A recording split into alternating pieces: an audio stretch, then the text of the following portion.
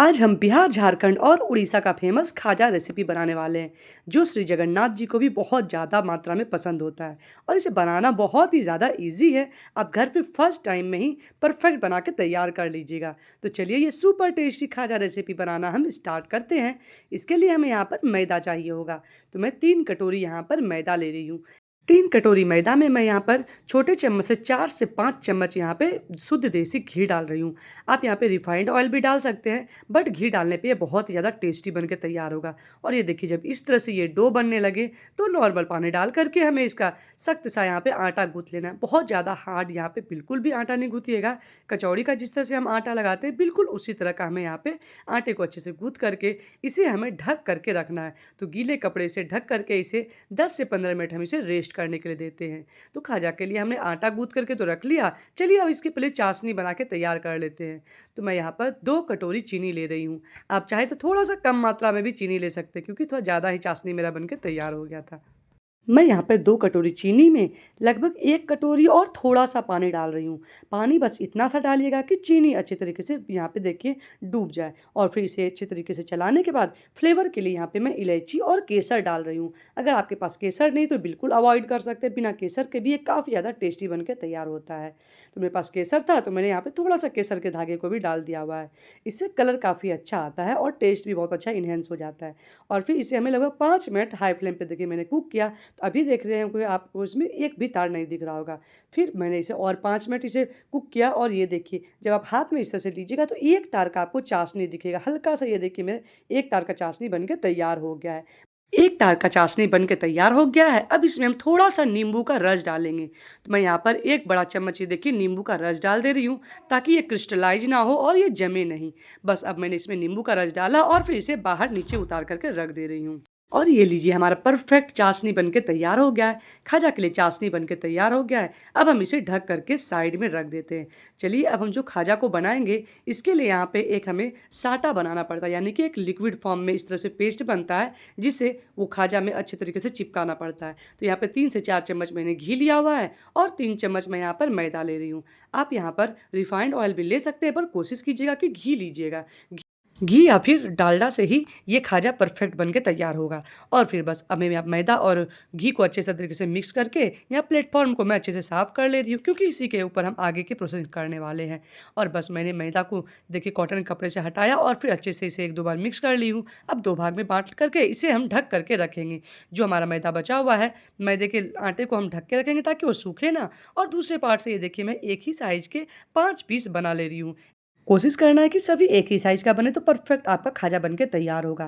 तो आप देख पा रहे होंगे 5 पीस मैंने लोई काट लिया हुआ है। अब चलिए हम यहाँ पे आगे की प्रोसेसिंग करते हैं। अब एक बेलन की मदद से हम यहाँ पे जितना पतला हो सकता है उतना पतला-पतला हमें यहाँ पे रोटी की तरह इसे बेल लेना है। चूँकि मैं थोड़ा बड़ा-बड़ा यहाँ पे डो ली हुई हूँ आटा का, तो बड़े ही साइज़ का ये हमारा रोटी बन के तैयार होगा। तो एक रोटी को बनाने में लगभग आपको 1 से 2 मिनट लग जाएगा, क्योंकि ये थोड़ा मैदा होता है, तो इसे बेलने में आपको थोड़ा-सा स्टिकी टाइप का होता है ये। तो ये देखिए, मैंने अच्छे तरीके से इसे बेल लिया हुआ है। एक पीस ये हमारा बेल के तैयार हो गया है, बड़ा-सा रोटी बन गया है। अब हम जब इसे किसी भी प्लेट में रखेंगे, तो हल्का-सा वहाँ पे मैदा का डस्टिंग कर लीजिएगा, ताकि ये इस तरह से सूखे ना और एक-दूसरे के ऊपर चिपके ना। जब हम निकालें तो आराम से ये निकल जाए। तो इस तरह से पतले-पतले शेप में हमें यहाँ पर रोटी को बेल लेना है। खाजा बनाने में जो भी मेहनत है, बस इतना सा ही मेहनत है कि हमें इसे बड़े-बड़े यहाँ पे रोटी की तरह बेलना है।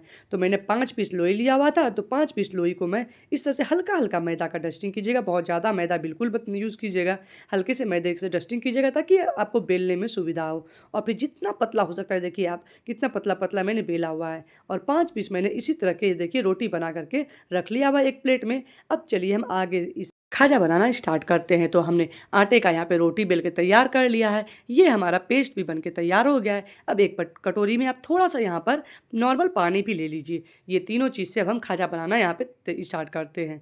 तो बस यहाँ पर सबसे पहले हमें ध्यान रखना है कि सबसे बड़ा रोटी जो आपका हो, वो नीचे में यहाँ पे डालिएगा, ताकि इससे ही परफेक्ट हम आगे शेप देने वाले हैं। सबसे बड़ा रोटी मैंने ये वाला बेला था, थोड़ा-सा ये सबसे बड़ा था। बस इसे डाला और जो हमने यहाँ पे मैदा और घी का लिक्विड बना के रखा था, उसे डाल के अच्छे तरीके से यहाँ पे मैंने मिक्स कर लिया हुआ है। तो चारों तरफ इस तरह से आप चाहे तो हाथ से भी इसे लगा सकते हैं, या फिर इस तरह का ब्रश है तो ब्रश से भी आप हल्का सा इसके ऊपर डस्टिंग कर लीजिए और फिर हल्का सा सूखा मैदा इस तरह से डाल दीजिए। और फिर हम दूसरा रोटी भी इसके ऊपर रख देंगे। पर रोटी को रखते टाइम ध्यान दीजिएगा इसके अंदर एयर बिल्कुल ना आए, और यानी कि अच्छे तरीके से इसको एक दूसरे के ऊपर चिपका लेना है और हाथ से हल्का सा आप इसे इस तरह से मिक्स कर लीजिएगा, तो बिल्कुल भी इसके अंदर एयर नहीं आएगा और चिपक जाएगा एक दूसरे में, ये देखिए। और इसी तरह से हमें यहाँ पे पाँचों रोटी को एक दूसरे के ऊपर लगाना है। लेकिन पाँचों रोटी को लगाने के पहले सबसे पहले हमें इस तरह से मैदा का जो ये लिक्विड हमने बना के रखा हुआ था, ये लिक्विड लगाएंगे और थोड़ा सा यहाँ पर सूखा मैदा यहाँ पे डस्टिंग कर लेंगे। इसी तरह से पाँचवा रोटी भी मैंने देखिए डाल दिया है। और जब पाँचवा रोटी मैंने डाल दिया हुआ है, हाथ से इस तरह से बीच से दबा दीजिएगा ताकि इसमें बिल्कुल भी एयर ना आए। और बस इसके ऊपर भी हमें यहाँ पे ध्यान से मैदा का ये जो घोल था इसे हमें अच्छे तरीके से इस पेस्ट को लगाना है।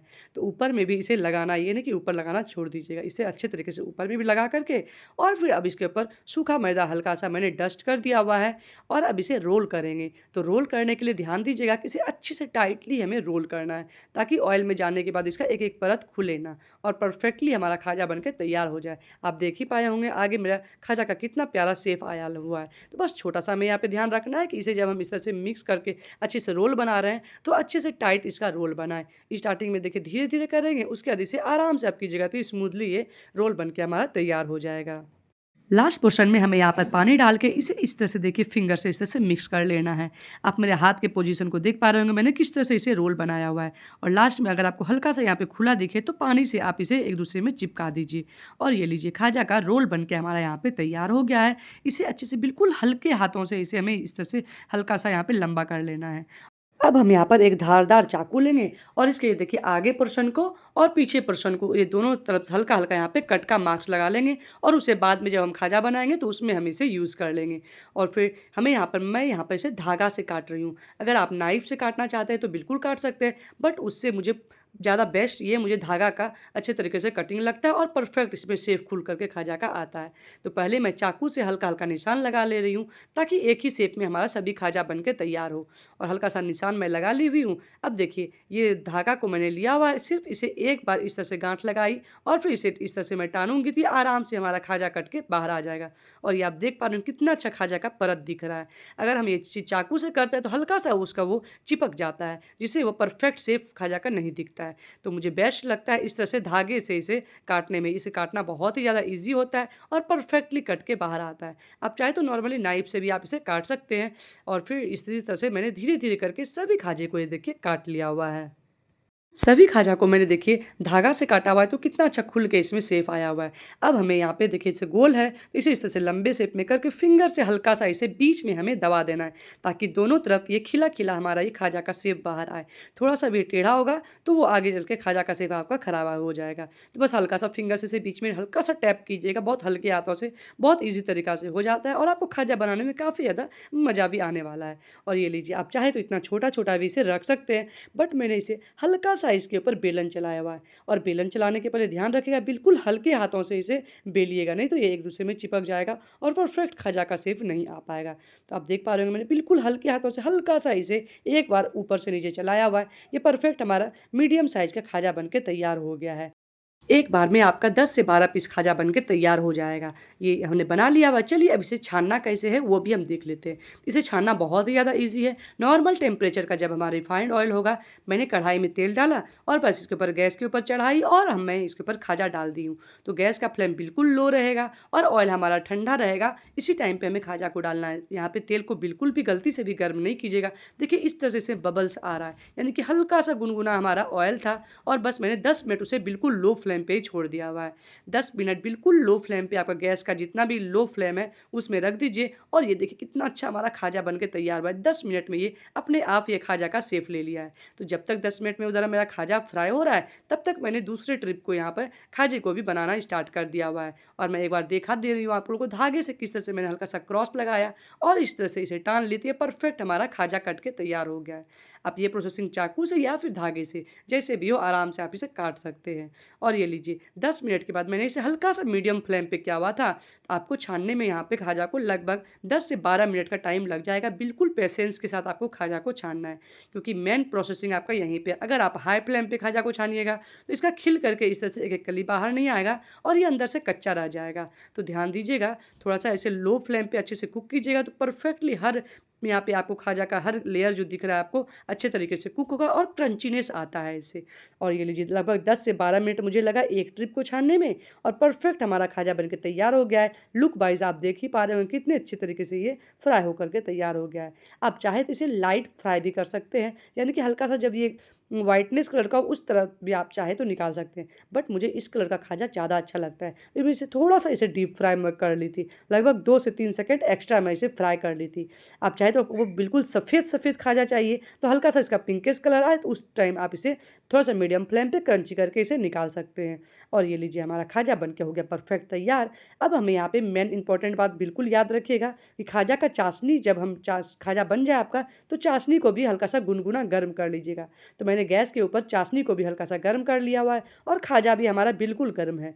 अब इसी टाइम पे हमें खाजा को इस तरह से चाशनी में डुबो करके स्पून की मदद से ऊपर से नीचे अच्छे तरीके से डुबो देना है।